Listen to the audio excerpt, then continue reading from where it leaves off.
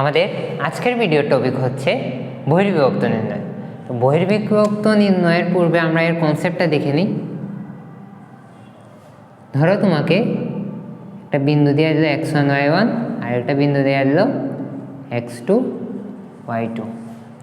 তো দুইটা বিন্দুর সংযোজক সরলরেখাংশ আমরা অঙ্কন করলাম। এখন এই দুইটা বিন্দুর মধ্যে যদি কোনো একটা বিন্দু থেকে ওই দুইটা বিন্দুরে নির্দিষ্ট একটা অনুপাতে বিভক্ত করে, সেটা হচ্ছে অন্তঃবিভক্ত। কি বলছি?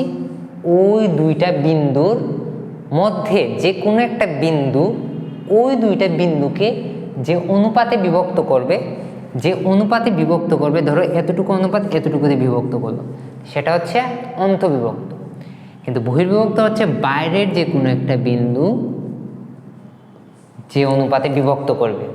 বাইরে ধরো এই বিন্দুটা এই দুইটা বিন্দুর কি অনুপাতে বিভক্ত করতেছে, এতটুকু m1 অনুপাত m2-তে বিভক্ত করতেছে। আমরা যদি জয়েন দিয়ে দিই তাইলে দেখো, আবার যদি বিষয়টা বলি, দুইটা বিন্দু দেওয়া আছে, বাইরের যে কোনো একটা বিন্দু ওই দুইটা বিন্দুকে নির্দিষ্ট একটা অনুপাতে বিভক্ত করে, তা আমাকে বলবে যে ওই বিন্দুটার স্থানাঙ্ক নির্ণয় করতে। তো আমরা যদি এই বিন্দুটার স্থানাঙ্ক নির্ণয় করি xy, অন্তঃবিভক্তের যে জায়গাগুলোতে আমরা প্লাস লিখেছিলাম সেই জায়গাগুলোতে জাস্ট মাইনাস লিখলেই চলে আসবে। তো টেকনিক কি মনে রাখার বলছিলাম, m1 minus m2, m1 minus m2, m1 minus m2, m1 minus m2, m1 এর সাথে x2, m2 এর সাথে x1 এর গুণ, m1 এর সাথে y2 এবং m2 এর সাথে y1 এর গুণ। তাহলে দেখো, এটা হচ্ছে বহির্বিভক্ত যে বিন্দুটা আছে এই বিন্দু নির্ণয় সূত্র। বহির্বিভক্তে যে বিন্দুটা আছে সেই বিন্দু নির্ণয়ের সূত্র এটা। তো এই জায়গাতে m1 আর m2টা কি? m1 আর m2টা হচ্ছে যে নির্দিষ্ট অনুপাতে ওই বিন্দুটা এই দুইটা বিন্দুরে ভাগ করছে।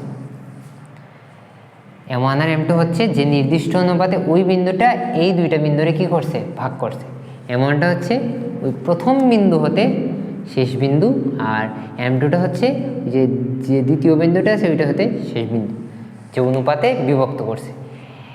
তো আমরা একটা প্রবলেম দেখি, তাইলে আশা করি ভালোভাবে বুঝতে পারবো। এত এবং এত বিন্দুদ্বয়ের সংযোজক সরলরেখাংশকে যে বিন্দুটি 2-3 অনুপাতে বিভক্ত করে তার স্থানাঙ্ক নির্ণয় করো। তাহলে আমরা যদি তার স্থানাঙ্ক xy নির্ণয় করতে যাই, তাহলে আমরা কি জানি? m1 minus m2। তো m1 এর মান কত এই জায়গাতে? 2 minus 3, 2 minus 3, m1 minus m2 তো দুইটার নিচেই আছে, না? তাইলে আমরা 2 minus 3 দিয়ে দিলাম। আর উপরে কি? m1 x2, x2 মান কত? এটা হচ্ছে x1, এটা হচ্ছে y1, এটা হচ্ছে x2, এটা হচ্ছে y2, এটা কি? এটা হচ্ছে m1, এটা হচ্ছে m2। এই দুটো বিন্দু দেওয়া দিচ্ছে, একটা হচ্ছে m1 আর একটা হচ্ছে কি? m2। তাহলে m1 x2, x2 মান কত? -7। আর m2 minus m2 এর মান কত? 3। m2 x1 এর মান কত? -6। আর এখানে কি? m1 y2 এর মান কত? 5 মাইনাস m2 y1 এর মান কত? 2।